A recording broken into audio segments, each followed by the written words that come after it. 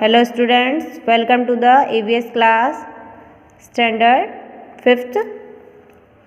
Today we are going to study chapter 9 source of water. In class 4th you learned the uses of water. If you don't get water for 3-4 days at our home we become very upset. We can't live without water. Water is very necessary for life. तो आपने कक्षा 4th में क्या है पानी की जो uses हैं यानी उपयोग हैं उनके बारे में जाना था। तो यदि आपको 3-4 दिन तक क्या है आपके घर में पानी ना आए तो क्या होगा, आपको बड़ा दुख होगा यानी बुरा लगेगा। तो हम क्या है पानी के बगैर नहीं रह सकते क्योंकि पानी हमारे लिए जीवन के लिए बहुत आवश्यक है।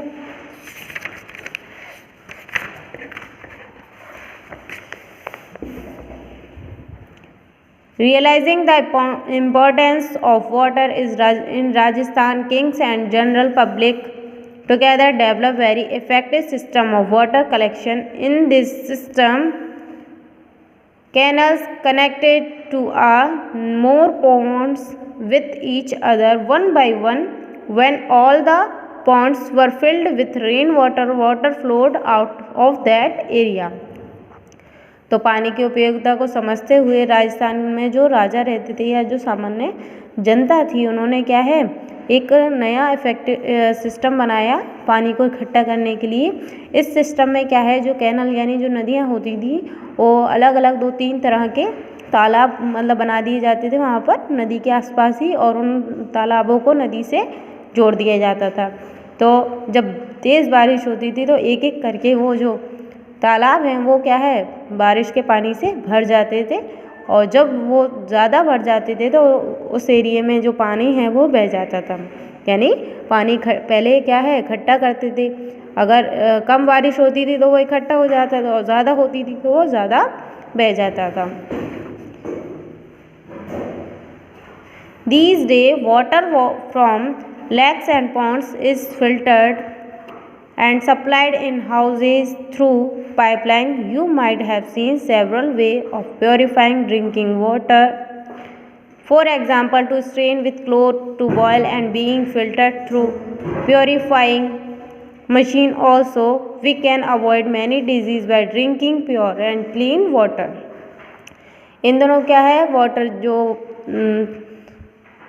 नदियों का या तालाबों का जो पानी है वो क्या है फ़िल्टर होकर यानी शुद्ध होकर हमारे घरों तक सप्लाई होता है पाइपलाइन के ज़रिए।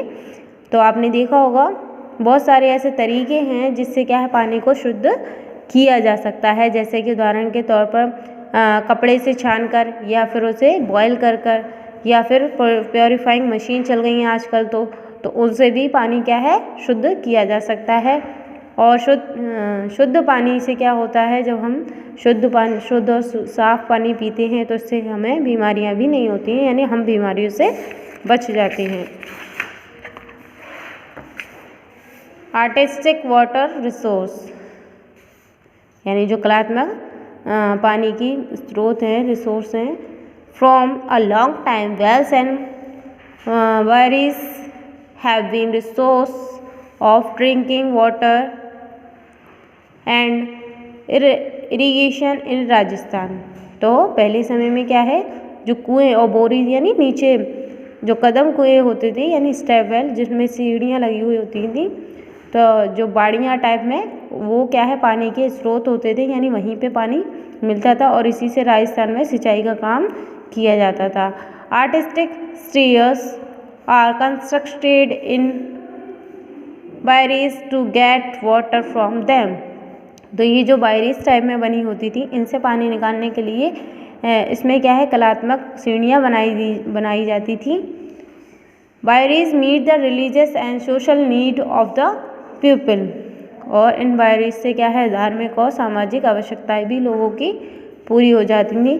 Parsha baori in Ramdevra, Khinni baori in Jalore, Chand baori at Abhaneri and baoris in Osian, Bhinmal, Bundi, Khetri, Ambe, Neemrana etcetera. यहाँ बायरीज के नाम दिए हैं कि कहाँ पर ये जो बाड़ियाँ टाइप में होती हैं कहाँ पर हैं।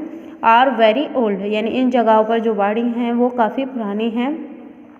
Some of them have become useless due to negligence in their maintenance।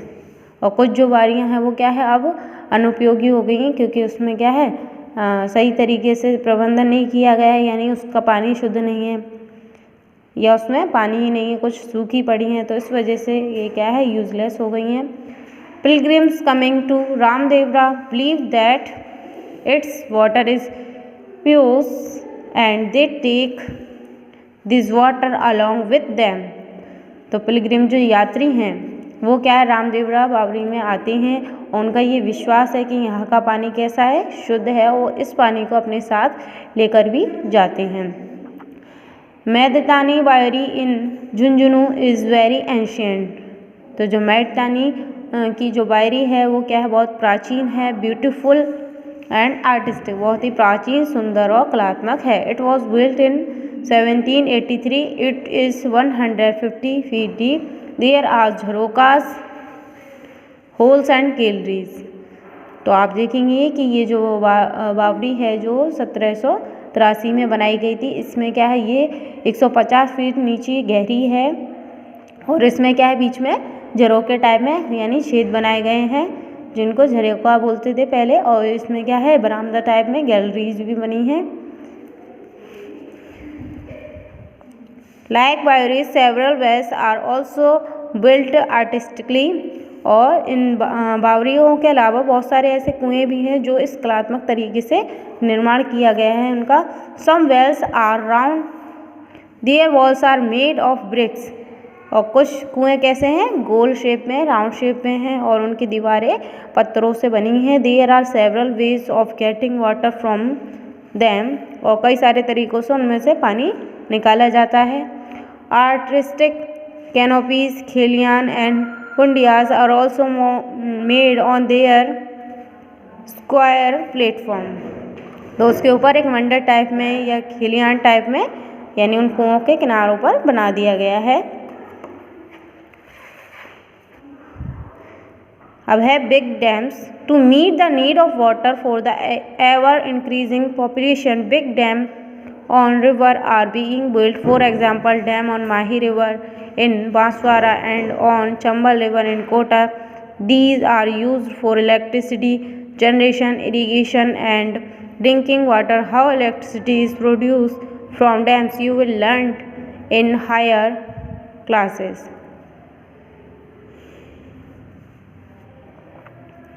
तो जनसंख्या बढ़ने के साथ साथ क्या है पानी की भी आवश्यकता, ज़्यादा आवश्यकता जब सामने आई तो क्या है बड़े बड़े बांध बनाए गए, नदियों पर उन बांधों का निर्माण किया गया। उदाहरण के तौर पर आप देख सकते हैं कि माही नदी जो कि बांसवाड़ा में है and on Chambal river in Kota, और चंबल रिवर पर भी बांध बनाया गया जो कि कोटा में है। और ये जो बांध बनाए गए किस लिए बनाए गए, these are used to for electricity generation, यानी बिजली का निर्माण करने के लिए, सिंचाई के लिए जो पानी चाहिए होता है उसके लिए, ड्रिंकिंग वाटर यानी पीने के पानी के लिए। हाउ इलेक्ट्रिसिटी इज़ प्रोड्यूस, यानी इन बांधों से जो बिजली है वो कैसे बनाई जाती है, इसके बारे में आप आने वाली उच्च कक्षा में पढ़ेंगे।